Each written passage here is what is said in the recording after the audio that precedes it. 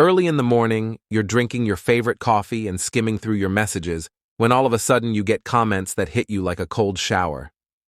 Dealing with poisonous people makes your day seem a little less hopeful. How you respond could change a lot. Have you ever noticed that in dynamics, one negative comment can sometimes stick with your ideas longer than a compliment? It's like a stain on your favorite shirt that will never go out of style. Your power is to see the stain and choose not to let it ruin your day or your shirt, knowing that these hard times say less about you and Marcus. In the other person's thoughts, you can learn more about his issues and fears. The lesson Aurelius taught us will never go out of style. If someone says that you hate or dislike someone, you should visit their minds and learn more about who they really are. Then you'll know that you don't have to be upset about how other people feel about you. Viewpoint forces us to look beyond what people say and do and figure out why they do what they do. Dealing with negativity also gives you a unique chance to think, so I'll give you a job. Just take a moment to look past the social rules and norms that cover up who you really are. Are you letting someone else's bad mood define you by the day they rate your worth or character? We'll start this journey of self-exploration together by figuring out how to deal with poisonous people and improve our self-awareness at the same time.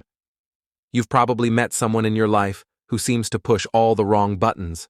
We call these people poisonous because they spread negativity like smoke, making it hard to see clearly. What if I told you there was a way to get past this haze and see clearly without using self-awareness? Self-awareness is the first step toward losing your way. Just like how if you're allergic to smoke, you stay away from it. Knowing how to deal with bad people can help you keep your cool. Ally. It reminds me of a lesson I learned from an old fencing teacher who taught his students that the real art of fencing was not only attacking, but also showing when to back off. For example, when a poisonous person attacks, if you do a flawless Sid step, you don't take the hit because you know your own boundaries and are respectful enough of them to keep others from crossing them. This doesn't need counterattack or rage, it's just a calm, steady awareness of who you are becoming. It's not as hard as you think to use this idea in your daily life. Think of it like lacing your shoes. You have to pay attention at first, but after a while it becomes second nature. Take a step back and ask yourself, why does something bother me? What can I learn from this? From it. Don't take these questions as an excuse for other people's actions. Instead, think about how they will make you stronger. Know that this road will not be easy. It's not easy to be self-aware and sort through other people's negativity. Sometimes it seems easier to just reply and throw back what was thrown at you, but that doesn't feel good. Victory because every time you react instead of answering, it shows who you are. Remember that you're not making this choice because it's easy. You're making it because it's the best choice is for you. This is about building your inner strength, not from arrogance, but from a place of power and peace. It's not about accepting the bad while acknowledging it, and not letting it control how you act. In fact, it makes you stronger over time when you look up at the sky. Do you see that forgiveness and remembering are stronger than each other? Forgiveness and remembering are stronger than each other. Think of the stars and how they shine brightly, despite the darkness around them, as the people who make your life better by showing you the way, VAEMP, empathy, and understanding. On the other hand, you can run into black holes that represent poisonous people who pull you into their darkness and drain you of your happiness and energy. Next, is it possible to move through this cosmic dance of relationships without seeing yourself as a spacecraft powered by energy? You are drawn into these black holes not by hydrogen, but by courage and discernment. This courage is your pardon, power cell that frees people from their sins and frees you from all poisonous influence, that frees you from the chains of resentment. To unpleasant people thoughts and anger. Aside, every spacecraft needs a navigational device. Your memory is where all of life's lessons are stored. And it's also the quiet voice telling you not to do something if a known black hole is coming up behind your plane. You should turn around. The truth is that we are not limited by the bad things that have happened to us in the past. Every lesson they teach us is like a star map pointing us in the direction of safer orbits. We feel strong emotions when we're with a toxic person. These emotions remind us of what's stopping us from changing how we deal with them. The way that forgiveness and memory work together is like a compass that helps us find our way through the difficult constellation of forgiveness and memory working together so that you don't have to make the same mistakes again. With these ideas in mind, I want you to think about your path. Whose brilliance do you see in this celestial dance of relationships, and from whom do you need to use forgiveness as fuel to stray like a black hole moves you along and lets your memory guide you? Let us strive to be the spacecraft that, with the power of forgiveness and the understanding of the last three emotions, refined grace makes its way through the chaos of the universe. Thoughts. It's like hiking in thick fog. You can't see where you're going and every step feels uncertain. But what if I told you there was a way to clear the mist? It came from thinking about that one person who, no matter what, never seems to shake like a shaky, trusty companion. It's not about being a rock. When we are stoic, we respond appropriately to the outside world instead of trying to control it. For example, when we are exposed to toxins, we don't react, but instead stay out of the drama. It's like being in the middle of a hurricane outside while the room is calm. This lets us act from a calm, reasonable place after taking a breath and thinking about how we want the outside events to affect our inner peace and stoicism. Yes, teaching people about safety is cool right now, but do we really do it? Mindfulness helps us see that the key to navigating chaos without getting caught up in it is not to ignore the harmful parts, but to notice them and accept them without letting them ruin our peace. You are the creator of your own tranquility. Remember this the next time you are in a bad situation. Imagine living in a society where every interaction is like a bright and positive brushstroke that adds to the beauty of your life. Then there are the dark, heavy, and uneven relationships that toxic people have left in your life. These interactions don't just leave a mark. They change the whole masterpiece of your day, your attitude, and even how you see yourself right now as powerful, independent masters. Stoics learned that not all complaints or bad vibes were worth paying attention to. Instead of running away from bad luck, they built up their inner defenses. What if I told you that dealing with toxic people could be done in the same way? By making the right choices instead of putting up an unbreakable wall that only lets certain people in and out? It doesn't make you less of a person. It makes you a manager of your own peace. When you talk to someone, think of your energy as a limit that you can't go over. Would you rather give them a valuable resource like water in the desert, which is like giving them drugs that make the desert better, seeds can grow there, or spend their money and watch it evaporate in the hot sun? Use your energy wisely, not with pride or disrespect, but with the calm determination of a stoic who knows the value of his own time and himself. It's about being quiet because your peace isn't up. This is where I draw the line in communication for negotiation. Let's keep this point of view and see every day as a chance to make your masterpiece and put your efforts where they are most needed. Remember that putting limits in place out of self-respect is not an act of aggression. It's an act of intelligence and self-respect. Start today, not tomorrow, by getting rid of people and seeing how your life changes. If this video speaks to you, please let us know in the comments. If you want to see more videos like this, please hit the subscribe button and think about giving it a like to help get the word out. 5 lessons on how to be smart about energy. Have you ever been in a room with someone whose energy turned your good mood into a thunderstorm? Even the calmest minds might find it hard to get through relationships with bad people, but let's look at the idea of energy intelligence. Think of your energy as a shield, like an old city wall that keeps you calm and unwanted negativity away. Now imagine having the power to choose, just like you can choose what fuel to put in your car based on how long it will last and how well it will run. You can choose how to deal with people who drain your energy. You can get the most out of your superfuel by choosing not to interact with anyone at all, or by reacting with patience and understanding. This will put you on the right track and make sure that avoiding conflict doesn't hurt your mental health. To stay calm, you need to do more than just control yourself. You need to make sure that the environment around you is so stable that not even the worst storm can shake it. Keep in mind that you are stable not because you are a tree firmly planted in the ground, but because you know how to bend and sway with the wind without breaking through your strength and resilience.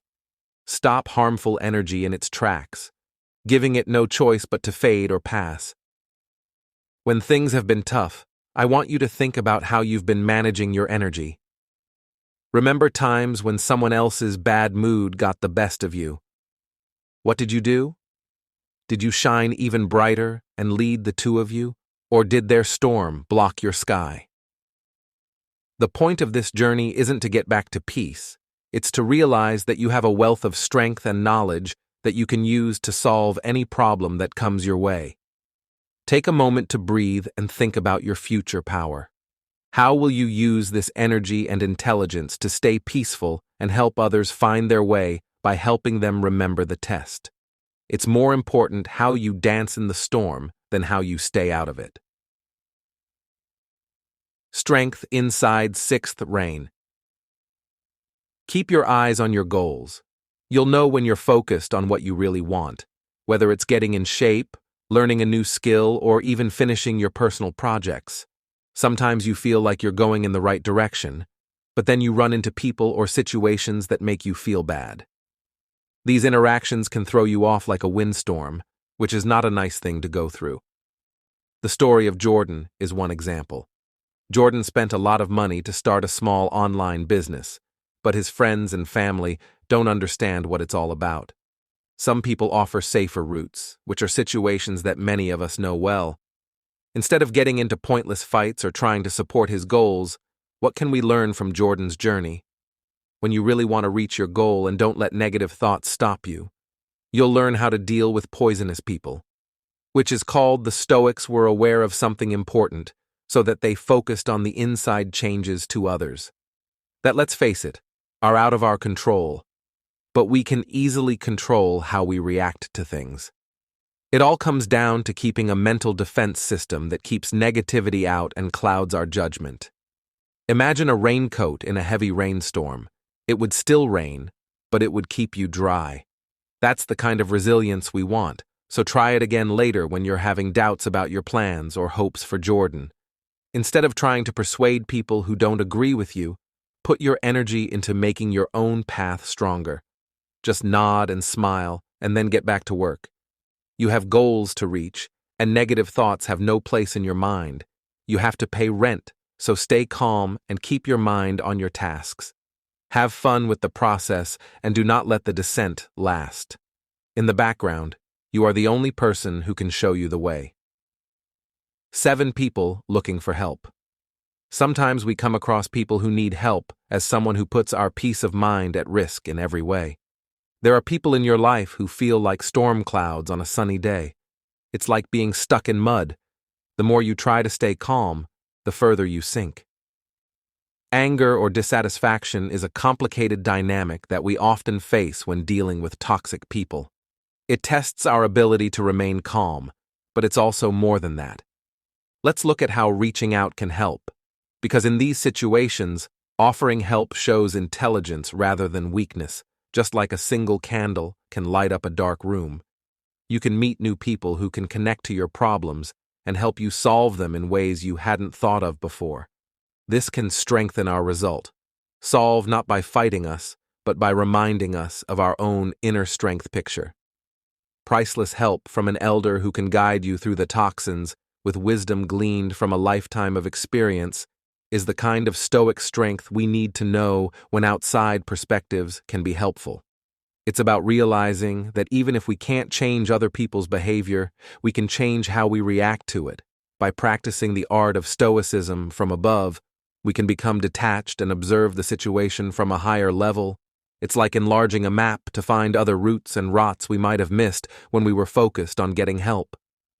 We give ourselves time to think, reflect, and carefully consider our answers, making sure they are in line with our morals. Please take a moment to think about times when you had to deal with difficult people. What did you do? Did you try to go along with the person? Is it just you and your own strength, or have you looked for a positive view that can make everything better? Remember that a Stoic person isn't someone who is always in pain. A Stoic person knows when and how to use the knowledge of others to get through hard times more easily and with more understanding. Take responsibility for your negative thoughts about yourself. What you need to do to stop putting yourself down in 8 steps. Remember the first time you met someone whose energy was like a cloud of rain during a parade? We've all felt how someone else's negativity dragged us down, and when we're around dangerous people, our negative thoughts are often to blame. This could be our strength or weakness. If you picture your mind as a garden, each thought should be seen as a weak plant that needs to be taken care of. If you add doubts and worries, those poisonous weeds will start to choke out all the good, and leaving isn't always an option. That's why the ancient Stoic saying comes into play. It's not what happens to us that makes us strong, but how we react to it. So, when you're going through the reggae, pay close attention to the conversation you have with yourself. Instead of asking yourself, why do I have to deal with this? Think about, how can I handle this and become stronger as a result of the experience? It's not just words when you have the understanding or the guts to stand your ground and change your mind. Another thing that detachment can help you with is taking back control of your life. Detachment is a small but powerful thing that is neither cold nor heartless. It's just smartly allocating your energy. Think of criticism as arrows that can't penetrate your sense of worth. Just because the occasional sting won't hurt doesn't mean the arrows won't hurt you. Just think about how often you let them. Being in charge of this means knowing how valuable you are and realizing that it doesn't mean putting up a wall around your heart.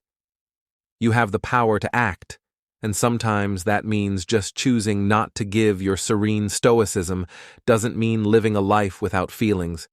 But when you're deciding if a fight is worth your heartbeat, remember that you are the only one who can really control your life. If you've ever thought about how to deal with toxic people, you know how hard it is to find your way through thick fog. Every step feels uncertain. Having a solution-focused mindset based on the ideas of this Stoic method can help you turn these interactions into chances for personal growth and emotional intelligence instead of sources of irritation, as you might think. To change the story to connections, you need to think of new things. When you play chess, you have to think ahead about your moves and avoid getting caught up in the moment. This means staying calm, which is a skill that many people admire but few are good at, and listening more than you speak. If you can stay calm and resist the urge to join the chaos, these situations that let you adapt are your best friend. If you can stay true to your beliefs, picture yourself as a tree that is fixed but can bend. With the wind. When these things happen, you sway but don't break. Being strong during bad storms makes you a better person and gives you the tools to handle any storm. Now think about how you react when someone is mean or dishonest. Remember that you can't stop bad people from being around, but you can stop yourself from reacting. By staying calm and finding a solution, you're not only getting away from bad situations and building a strong, peaceful life with honor are both important things to remember. What makes us special is not the problems we face, but how we deal with them. Carefully choosing your fights and staying away from useless arguments will help you avoid them. Many years ago, someone said, "When you're in the dark, you never know when you might run into a wall." This advice is still relevant today, when dealing with toxic people can make every interaction feel like a trap. The important thing to remember is not to charge at every wall you see, but to use your senses to find your way and choose which paths to follow. Realizing that some people are frustrating dead ends with no way out, or money at the end, can save you a lot of stress. You might be surprised to learn that not responding at all is sometimes the best thing you can do. This is because silence speaks louder than words in the fray. When toxic people criticize you, they often want to see if what they say changes you. Make it clear that ignoring them will hurt their sales. The problem isn't something to ignore, it's something you should choose not to let control you. Your energy is valuable. Use it for important fights, and don't fall into the trap of trying to reason or argue with someone to change their toxic behavior. If you use gasoline to put out a fire, it will get worse. Instead, ask them deep questions that will help them see things from a different angle. If you want this plan to work, you have to constantly switch from conflict to talk, which is fine. The goal isn't to always beat them, but to stay calm and show respect while you fight. Your patience is your shield, and empathy is your tool. Figuring out what the other person is trying to say doesn't mean you agree with or back what they're doing. Instead, it shows that you're strong enough to see past what you see and remember that everyone has their own problems. One thing you don't know is that being patient doesn't make you weak. It makes you smart. Think about what you say before you say it. Take a moment to think about the tough people you've had to deal with in the past. Do you see any patterns? Have you gotten into fights that weren't worth it? Being emotionless is not the same as controlling your feelings. You have to pick and choose where to put your energy because you can't fight every fight. So the next time you're in a fight, take a deep breath and ask yourself if it's really worth your peace of mind. 11. Ways to tell. If someone isn't being real. Friends. It's crazy how quickly something easy can turn into a big argument. Being fake friendly is like a small spark that turns into a destructive fire. Everything that gets in its way is on fire. But here's the thing. Because some people are dangerous, every spark needs to turn into a flame. You should know when to be nice, and when not to be so nice that you put out fires. Body language can tell you if someone is lying while acting like they're on your side. A smile that doesn't light up their eyes or arms crossed over their chest are subtle signs that someone is lying. If you're dealing with people who don't really care about you but are doing it for other reasons, take a moment to listen to what they're not saying. A warm, honey-voiced voice or a funny, awkward laugh that breaks up the tension in the talk could say, there are nuances of communication that are like invisible threads that can pull at your emotions and make you realize that things aren't what they seem to be. It seems that someone's speech can reveal their true intentions as clearly as day for those who choose to look. If someone's behavior changes a lot depending on the observer, it means that their friendship is just a show. It's important to pay attention to these patterns because they show how people interact with each other.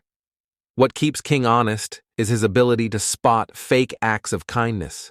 It's also about making a space where real connections can happen. Thrive is about being a lighthouse of truth in a sea of lies that pulls people into real relationships. So the next time you think something is wrong, follow your gut, pay attention to the signs, and keep in mind that not everyone is on your side. Friendship is something that always stays strong. As we get closer to the end of our voyage, stay the course. By way of the Stoic areas, we pray that the ancients' wisdom guides us.